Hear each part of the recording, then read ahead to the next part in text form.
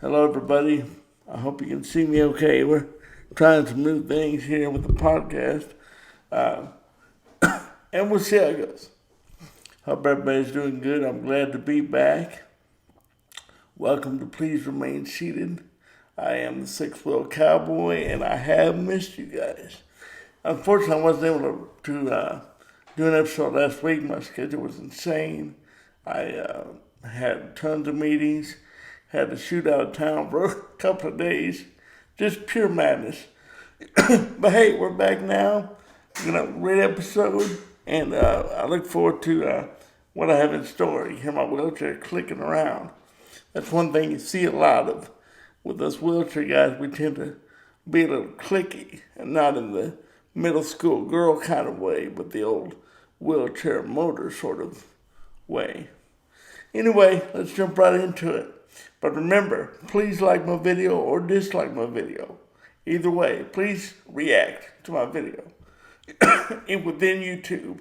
And then also subscribe.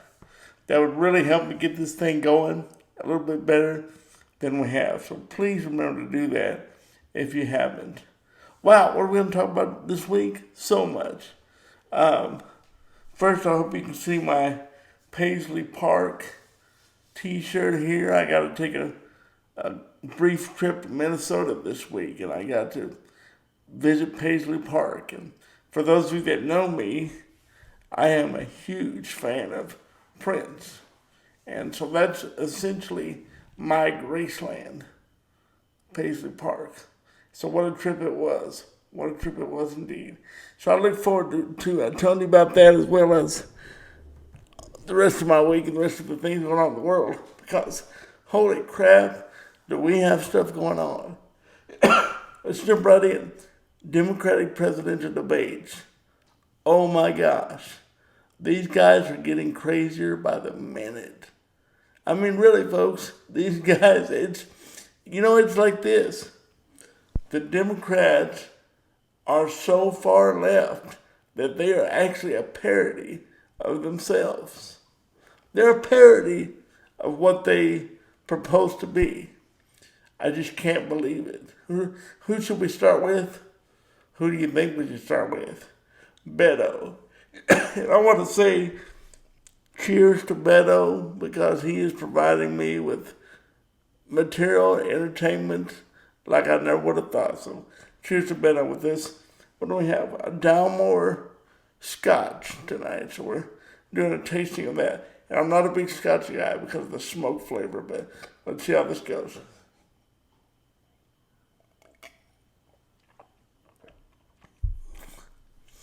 Not bad. Not bad at all. So, cheers to Beto. This guy is a lunatic. Okay, sure you saw the debate, but let's talk about it.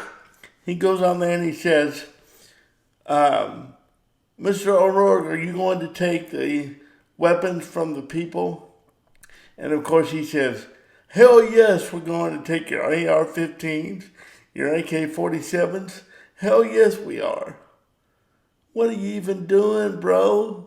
You just gave the NRA 30 years of material to play over and over. Ridiculous. Who is he trying to impress? Who is he trying to impress? Does he think only the farthest left candidate is going to get elected or going to represent the Democrats? I mean, who is he trying to impress? Hell yes, we're going to take your weapons. So the way to stop mass shootings, according to these real lefties, is to get rid of guns. That's hilarious. That has nothing to do with it, folks. The guns aren't loading themselves. The guns aren't firing themselves. This is a people problem. This is a character problem. And this is a soul problem. Amazing. Amazing. Beto O'Rourke is the worst candidate that I've seen in my life. I mean, he is a laughing stock amongst just a cadre of jokers. A cadre of jokers. I mean, just a true group of idiots. Who do we want to talk about next? Bernie Sanders, what happened to this guy? He's gone from wise old man 4 years ago to the freaking Joker from Batman. It's unreal. This guy just looks like an absolute maniac. And he wants to take away our health insurance? And you know his famous line, I wrote the damn bill. I wrote the damn bill. Well, he wrote the damn bill, but he doesn't want to tell you that he is outlawing private health insurance in his health care bill. So he's not the guy we need. He's not the guy we need. And there's nobody on that Democrat stage that is. And you're talking to a guy that's been a lifelong Democrat. But the left left me. The left left me because of AOC, the squad, and all the other far lefties that overran the party. And left me outside of where they are. And I just can't believe that they are continuing down this path that's going to get them nowhere. So, okay, who saw the commercial that the lady made about AOC? So the lady makes a commercial, and I forget her name, but you can look up Socialism Commercial on Google. And she lights a picture of AOC on fire, apparently, in the commercial. And AOC then tweets, the Republicans are burning my picture on TV to show they're not racist. Life is weird, ... Okay, first of all, the lady that made the video is Cambodian. She's not white, and she's certainly not a white supremacist. So get rid of that. It just shows you that these Democrats are grasping at straws, grasping at absolute straws. The lady's commercial was showing how bad socialist countries do, and that's exactly what she was making fun of. She wasn't being a white supremacist, certainly, because she's not white, for one thing. What's wrong with these people? What is wrong with these people? It's ridiculous. Let's see, what else? Andrew Yang, the Yang Gang, probably one or two of the most sensible guys up there, and that's not saying much, guy or lady. Favorite moment with him was when he said, in talking about healthcare, he states, I'm Asian, so I know a lot of doctors. What the hell does that mean? I'm Asian, so I know a lot of doctors? I'm telling you guys, there's no party that's promoting racism more than the Democrats. They're dividing us exactly by these groups. They are a feeding ground for racism. And these debates show it well. What else? What's his name? Castro? Watching Castro and Biden spar about who brought Obama coffee the most times. Give me a break. Quit riding Obama's coattails, for God's sake. I mean, you guys are grasping for straws. I thought it was hilarious because he talked about the imprisoned Uyghurs in China, and I thought it sounded like another term and made a joke about it. And one of my lefty friends said, I need to get educated. She proceeded to give me the Google definition of this group. I mean, the people on the left have no sense of humor. I told her, look, lady, sit down your Google hand and pick up your satire identification tool. Because the lefties don't know how to laugh. And that's why they're losing the comedians. Please go out and watch Dave Chappelle's new show, Sticks and Stones on Netflix. Phenomenal. Dave Chappelle, the greatest guy doing it right now. And his new special is no exception. And he makes a mockery of the left. Again, because they are a mockery. They are a caricature of what they used to be, or what they should be. It's the worst thing I've seen in forever. And they're up there just trying to outdo each other with their plans, none of which will work. It's ridiculous. And Uncle Joe, Vice President Joe Biden, poor guy, he gets up there and his dadgum teeth almost fall out. Please get on YouTube and watch type in Joe Biden teeth falling out, and you'll see where his false teeth were within a fraction of a second of falling completely onto the podium, if not the floor, but he was able to corral them into his mouth. Unbelievable. Unbelievable, Joe Biden. It's just, I've never seen a more one-sided election cycle than this. Trump is going to roll to victory, and may we be thankful that he does, because the Democratic Party has lost its way. The Democratic Party has lost its way. I mean, banning weapons, hell yes, we're coming to your house. Hell yes, we're doing this. Beto tweeted this week also, we have a white supremacist in the White House, with a bunch of exclamation marks. What is he talking about? I mean, this is ridiculous. This is not Obama and John McCain. This is something different. This is just anybody but Trump. Just, we'll make up anything. We'll call him racist. We'll ban guns, whatever it takes. We don't need a president for half of America. We need a president for all of America. I'm sick of this. I'm sick of hearing about the electoral college needing to go. Don't be for that, young people. Be against that. Because believe me, if you live here in God's country, you won't have a say in the election the rest of your life. Because LA, New York City will pick our president every single time. We need the electoral college. And what's funny is when Obama won in 2012 and lost the popular vote, they were in favor of the electoral college and how great it is. And now they're wanting to get rid of it. Ridiculous. Ridiculous. These elections are going to be fun to watch. I look for Trump to cruise. And if you're out there and you think Donald Trump is a buffoon, the joke's on you. Because this guy is anything but a buffoon, folks. Everything he does is calculated. Everything he does. Do I agree with everything he does? No, I do not. But I don't think he's a buffoon by any stretch. By any stretch.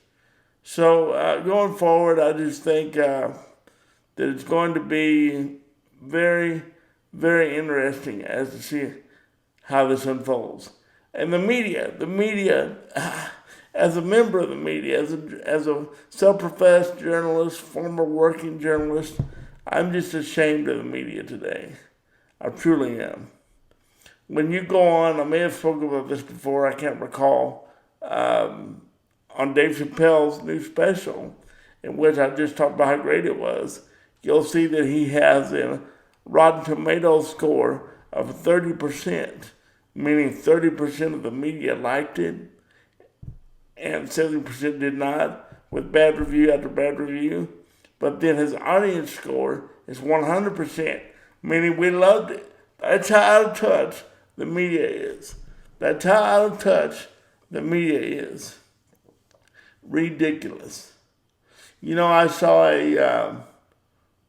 just to go back to Andrew Yang for a second, I saw that he did his pitch about giving 10 households a year's worth of his freedom dividend, which is $1,000 per month. I guess out of his campaign funds. This is ridiculous. Freedom dividend, give me a break. This is classic socialism. Give away money that's going to make people want to work. No, it's not what America's about. I saw a picture last night of Jeff Bezos, who I believe is currently the richest man in the world, the founder of Amazon, and he was sitting at a rickety desk in the 90s and selling books, and all that. And there was an article that talked about how his headquarters was next to a porno shop and a liquor store and a place to exchange heroin needles. And now look at him, richest man in the world. That's America. That's what we do. That's why we're the best. We have to, the way to deal with, Yang will tell you he wants to do the freedom dividend because there are so many jobs that are going to be automated, like truck driver, like fast food worker, all this and that, and it will guarantee people an income. No, you get people retrained. You get people retrained in a new career that won't go away. You don't just hand out a freedom dividend and think it will be a cure-all. This is America. We do things differently. We do things differently. And all the people that are going for Bernie and this universal health care system, our quality of care will evaporate quickly because we won't have access to the things we need. We'll have to settle for less, so to speak. Let's look at me, for example. I have cerebral palsy. I use a power wheelchair. Well, when I get on the Bernie plan, I would not be able to get these high-end wheelchairs, for example. I would have to get a lower grade wheelchair, and therefore I probably wouldn't be able to work nearly as effectively, for example. So let's not be too quick to jump on his plan, because quality of care is going to erode, and it's going to erode quickly. I can guarantee you that. Who else can we talk about? Tulsi Gabbard, for example. Tulsi, the only logical person that was running on the Democratic side, they won't even let her come to the debates anymore. They won't let her come to the debates anymore. Can you believe that? Why? Because she's logical. Because she's logical. Let's get her out of there. We want the real lefties in our debates. That's what they're saying. They want the left of the left, and they're going to get them. I just can't get over that. I can't get over how Vice President Biden is struggling. You know, at the end when he was trying to speak about babies having access to music and vocabulary, and he talked about getting a record player out to play a record and give them enhanced vocabulary and let them listen to radio programs. Oh my God, he's in a time warp. He's in a freaking time warp. I bet when he looked down the crowd, everybody had the old press hats on, the old Big Bang cameras. Poor Joe is so disconnected. So disconnected. It just really is sad. But still, he's much better than most of them up there. Kamala Harris, what a joke. What a flip-flopper. What a freaking joke she is. She's another one riding the coattails of President Obama and trying to change her record as a prosecutor and all these things. It's just ridiculous pandering. It's ridiculous pandering. And I don't like the how they have the kind of argumentative Spanish reporter up there, and he kind of bullies the other hosts and starts talking in Spanish, and it just, these debates are so strange. I've never seen anything like it. I really haven't. And I gotta admit though, they're very, very entertaining. They're very entertaining. What else? Of course, I want to talk a little basketball today. The USA men's basketball team, which is made up of 100% NBA players, finished seventh in the Basketball World Championships. Can you believe that? You know what's worse though? They got upset by France and then they quit. They got upset by France and they lost, I think, 2 more games just because they basically quit. And that's not America. We have to do something. Now, given these are lower grade NBA players because all the main stars dropped out, which is a real jerk move by them. I mean, come on. You're going to drop out. I mean, there's no reason for that to have happened. But they went out there and they got their butts kicked.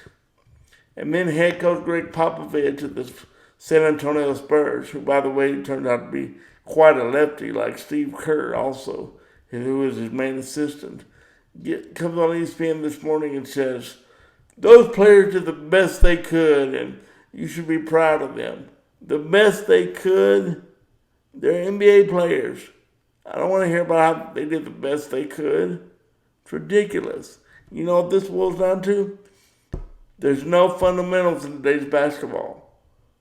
Coaches out there, I know you hear me. There's no fundamentals in the NBA because they're not going to college. They're not trying to get fundamentally sound. And AAU basketball starts this poisonous journey. AAU basketball got us at 7th place finish because it's a bunch of glorified dads out there coaching, and people are just doing whatever they want. No talent, no fundamental talent. People are dunking, shooting threes, and when we don't send our best players, we get exposed. If we send our best players, who by the way are also not fundamentally sound for the most part, we still win because they're so talented. But if we send other players other than those players, we get embarrassed because our lack of fundamentals shows. So I'm appalled at the finish of the USA basketball team. I'm appalled. I want to get out there. I want our team to show once again that we invented the game of basketball. It's our game, and nobody plays it better. Point blank, we didn't get it done. We didn't even come close. Let's talk a little football. Oklahoma Sooners, I'm in Oklahoma City, most of you know that. Oklahoma Sooners are off to a 2-0 start after trouncing UCLA last night. Oklahoma State also easily handled Tulsa after an early scare. I was glad to see that both teams won. As you know, I do support both teams because I didn't go to either school and I'm not an idiot. I can understand why anybody from my state would want one of our state teams to lose, especially the people that didn't go to the dang college or didn't even go to college, period. It's like root for people from your state. There's no reason to root for OU or OSU to lose, especially when you didn't go to one of those schools. So I root for both because I'm not going to miss out on half my sports fun. Not going to do it. Not going to do it. So I'm glad to see OSU 2-0 as well. R.I.P. to T. Boone Pickens. I can do a cheer to Mr. Pickens. What an icon. I really am going to miss him and the influence that he brought. So cheers to T. Boone Pickens.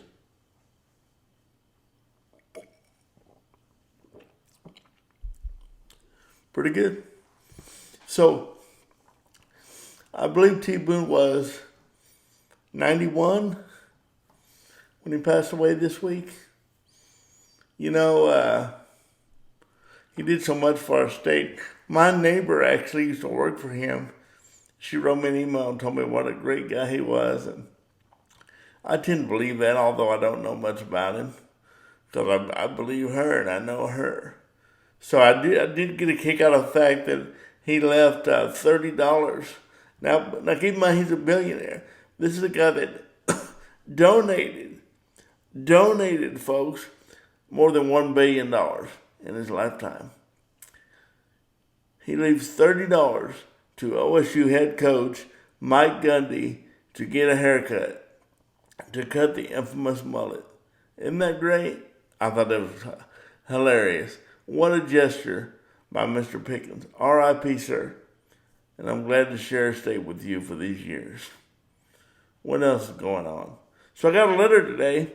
Got a letter from the city of Oklahoma City, and they're taking away my subscription right to work because I've had a lot of meetings and I've had to take alternate rides. Lately, I haven't been able to ride the bus. So what are they going to do? Cancel my ride to work. Why am I bringing this up? Because I want to show my listeners and my viewers exactly how people with disabilities are treated. We are supposed to fit in a box. We're supposed to ride to our little job every morning and ride back home at the same time. Not work late, not work early, not have meetings out of town or out of state. And if we try to do that, if we try to excel beyond where they want us to be, then we get put in our place. And in my case, I'm losing a 20-year subscription to that bus service. What does this mean? My staff or myself will have to call each day and try and schedule me a ride instead of having that guaranteed ride to work. Oh, that's infuriating. So please, get out there, tweet Embark. That's the name of OKC's bus service. Tweet Embark Transit and let them know that you don't support the systematic blockade they're putting up for people with disabilities.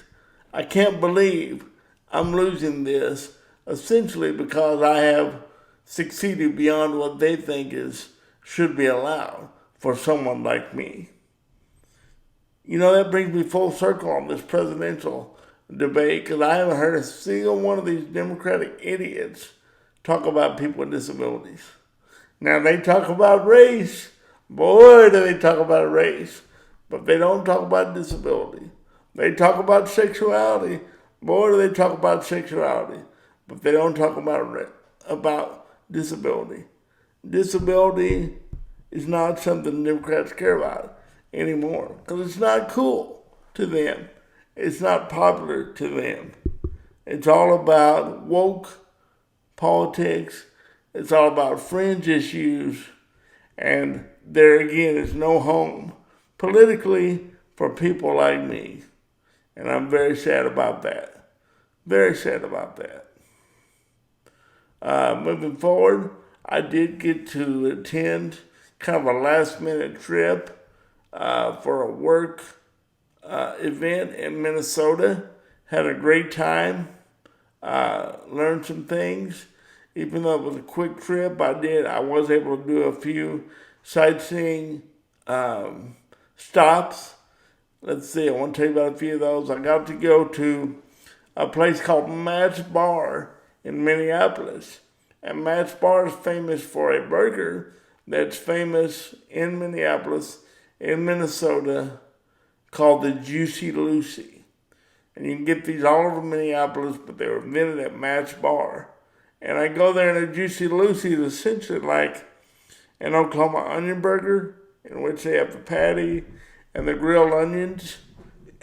And the only thing that makes it unique is they take two patties, close them together into one, and inside they put liquid cheese. It's very hot.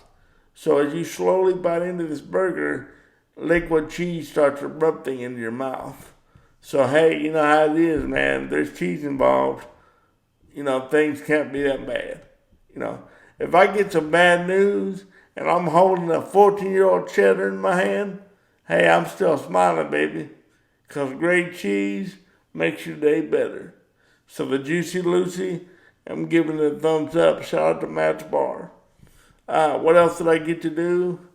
I'm a big, big Prince fan. You can see my shirt here, hopefully. I did get to go to Paisley Park and tour that. That is Prince's home. And I got to see a lot of his home.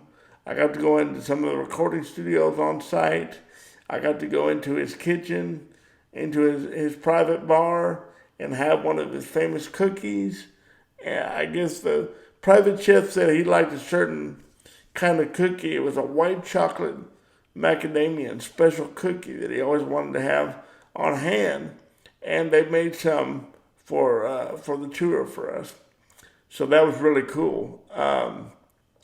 And I've also talked to my friend Cindy, and I think she's going to make me some. Shout out to CK. I'm looking forward to that because I want to taste those again and also reminisce on the great trip getting to see Paisley Park. What an outstanding place it is. I got to see his cars. I got to hold one of his guitars. The guitar used in the 1987 You Got the Look video, his Peach cloud guitar. I had to wear white gloves, and I didn't get to strum it. They said that they wouldn't allow anyone to strum it because it was personally the strings were put in by Prince, and they're trying to keep them as they were.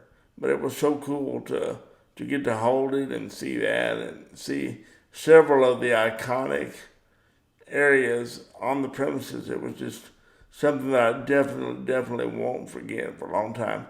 One thing that was so cool was he's most famous for this Stratocaster with this leopard print pickguard on it. Only I found out that it's not a Stratocaster. It is a Mad Cat guitar made by Hohner, Hohner. and essentially it's a knockoff. And he bought it for $30 in 1983 in a pawn shop. And this guitar was his main guitar, even though he had over 200 guitars, most of which are much, much, much more expensive. This is the main one. If you want to see him playing this guitar, I encourage you to watch the 2004 Rock and Roll Hall of Fame collaboration when he, along with Tom Petty and others, played When My Guitar Gently Weeps in a tribute to George Harrison. This is the guitar that Prince was using. So I wish I would have gotten a hold of that one, but it was under lock and key, but we didn't see it. Very, very cool. He had doves, a couple of doves have lived in there since the 80s. He had rooms dedicated to different albums. And of course they made some enhancements since he died as well. But it was so cool. I saw his Oscar. I saw different works of art. Again, I saw the kitchen, the club area. One of the cool stories they told us was in 2015, he was having a small party at the house with about 200 people there, and he's playing the guitar. And around 1:30 a.m., he says, "Hey, I'm tired. I think I'm going to start playing," And people kind of booed or whatever. And he said, "Hey, does anybody want to go to the movies?" So Prince lived in this well-to-do suburb of Minneapolis called Chanhassen. And so he had one of his staff members call the Chanhassen movie theater, and they reopened it at 1:30 a.m.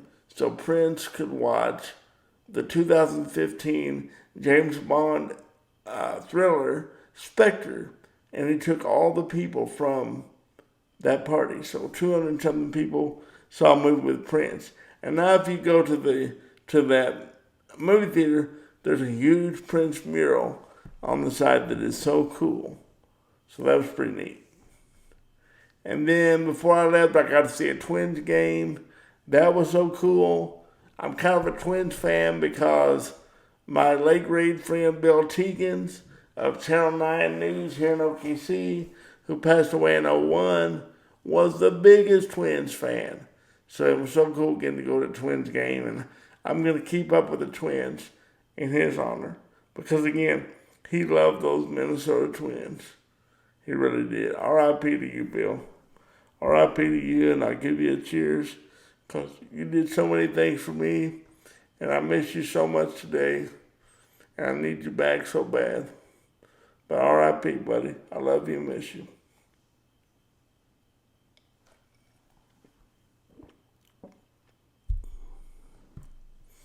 Bill was very influential on my life. Kind of got me in the media and just did so many things for me, and is truly one of the best humans I ever met. So, Bill, I know you're keeping up with the sports. I look forward to seeing you again one day. I really do.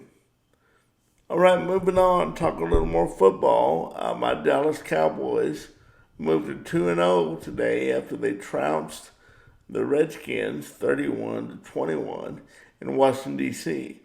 Another big day for quarterback Dak Prescott. He is really on fire this season. I do think it has more to do with his supporting cast, which is significantly upgraded, but he's playing good ball. It really is. Ezekiel Elliott had about 100 yards rushing. He looked really good.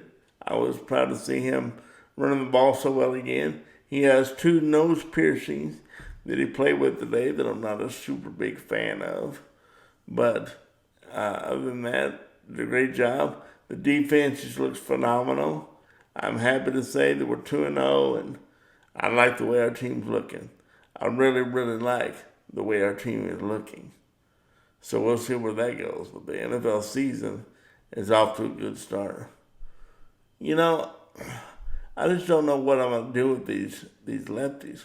I saw recently an email in which someone put their safe pronouns in the signature of their email. So you get emails from people now, and they'll put hers, she, hers, and there's another one. Anyway, this lady was putting her her safe pronouns in the signature of her email, so you know what she likes to be called as far as she and her and the like. And this is all lefty stuff, man.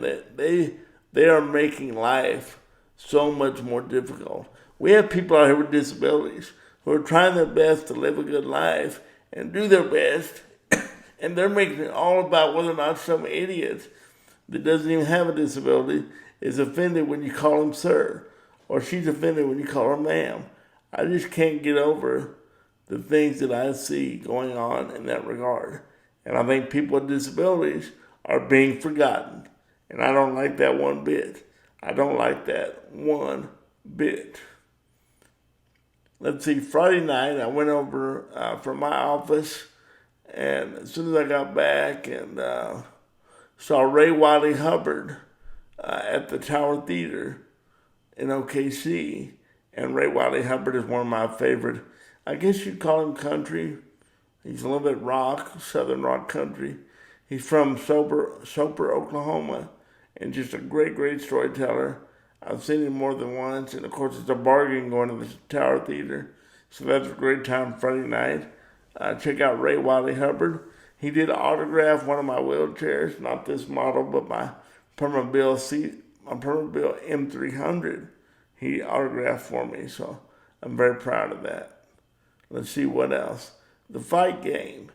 Last night I watched the Fight Night with Cowboy and Justin Gaethje.